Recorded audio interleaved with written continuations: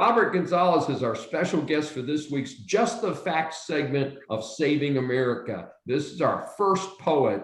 He is the author of a book of poetry related to politics and American history, Eagle Claws for Freedom Cause. Welcome, Robert. Hello, Dave. How are you? I'm doing great. And I understand you're over in sunny Destin, Florida. What a beautiful place. Yeah, it sure is. And it seems like a great environment to be writing and doing creative things. So you indicate in your bio that your family fled the evils of communism in Cuba. Please share with our audience something about that path for you and your family. And what are your thoughts on the current protest in Cuba? Because I didn't know you were in Florida, but you're, of course, probably closer to the action. Yeah, my father and his family, his parents, his sister, all fled in the 1960s. They were actually pretty lucky to get out. Things in Cuba have been steadily going downhill ever since then. Those people have been oppressed now for going on 60 years. It's probably one of the saddest stories in the whole world, what's happened there for the last 60 years. So hopefully now, the people will finally be able to rise against the tide and take back control of their country. They've been beaten down for so long, though, that it's a difficult thing to do. My grandparents left in 1966. They came without anything. They came penniless. They had to leave everything behind. Things were so bad there that even personal belongings that my grandmother had, she put into storage. And I guess, one of those neighborhood snitch watchers told the government that she had put some things in a storage, and the police came and they told her she had to take those things back out or they were going to arrest her. So she brought them all back to the house and they took everything. So that's pretty much, what they do to the citizens there. They have no rights. And I don't know if you remember that Elian Gonzalez story from the early 2000s. With that little boy on the raft.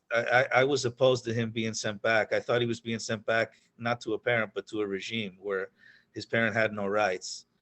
So I agree. I think that's one of the very sad things that happened during that time. I'm a bit curious because when your grandparents came over, by 1966, the island was pretty well sealed off. So were they able to commandeer a boat, or were they allowed out on some other grounds? I think they came out on a plane. They went to New York, I believe. But they were lucky, though. By that time, not many people were being allowed out. I guess my grandfather had some sort of a connection in the American consulate. Mm-hmm. And through that connection, they were able to arrange something for him to leave. My father and his sister had left, I think, in 1961 or 62. And they came out a couple of years ahead. And they were lucky to get out, too, because my dad came to the States. He came to a military school, and he went back. And the regime in Cuba, older people, they didn't mind letting go. But younger people with a military background, they wanted to keep there. Yeah. So he was lucky to get out. And where were you raised? I was raised in Pennsylvania. I was born in New York, but I was raised in Pennsylvania. My family moved there when I was about 9 or 10. And I understand that you understand what's happening in Cuba, and we're so glad that people like yourself have been able to come here. And of course, it'd be ideal if things in Cuba can turn around and people would be happy to stay there. It would be nice. It's a paradise. It's a great, could be a great tourist spot for a lot of Americans. And the citizens don't need to live in that kind of misery and poverty. They could enjoy their island as well.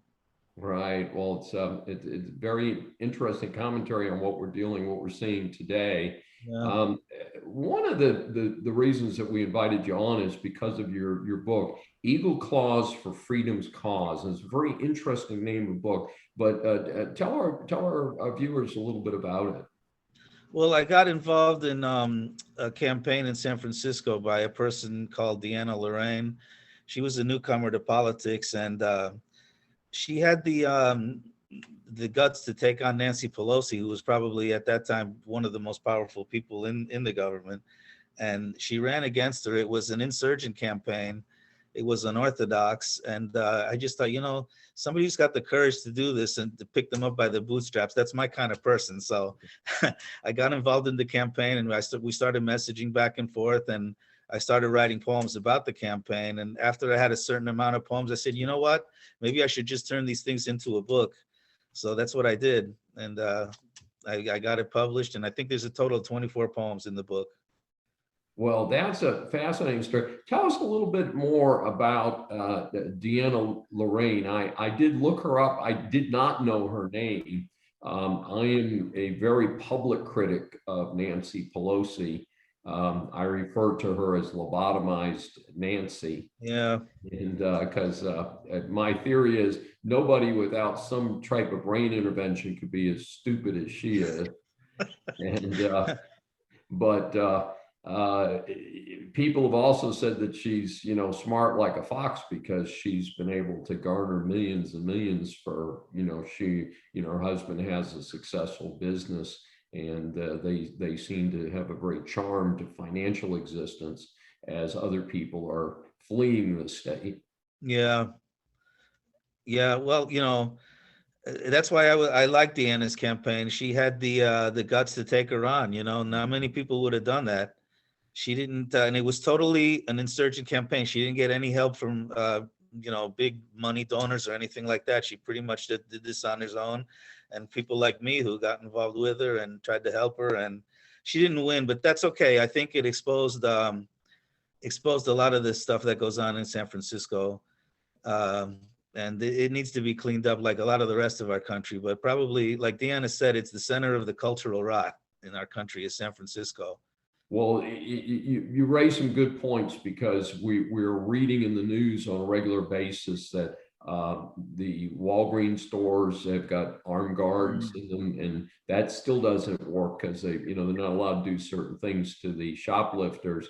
But that things have gotten so severe. I heard that the Target stores are now going to close at 6 p.m., the ones that are still open, because theft and things. And prior to that, I had heard that there was so much homelessness in San Francisco that it was defecation and horrible things on the streets of what is, in my opinion, I haven't been in San Francisco in a number of years, but to me, it was one of the most beautiful cities in America, and a great tourist city, competitive with New Orleans and New York, different, but still a great tourist city. It's a terrible shame to see what's happened. And it's interesting that that people have not held someone like Nancy Pelosi responsible for what's happening in her own backyard. Yeah, well, those computer glitches can do a lot of tricks. Maybe as we're finding out.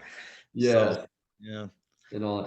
Robert, if our viewers would like to get some more information, what's the best way for them to look you up and find out information? Well, the website for the book is called Eagle Claws by Robert Gonzalez with a Z.com. Eagle Claws by RobertGonzalez.com. And they can also find it on Amazon if they punch in Eagle Claws for Freedom's Cause. They can find it on Amazon. Here's a picture of what the book looks like, the cover.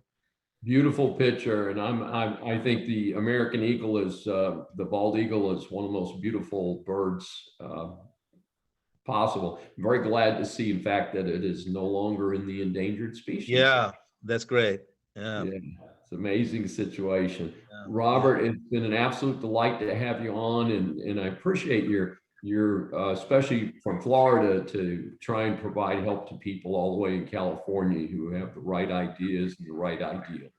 Oh, thank you, Dave. I appreciate you having me on. You bet. Take care now. All right. Bye-bye.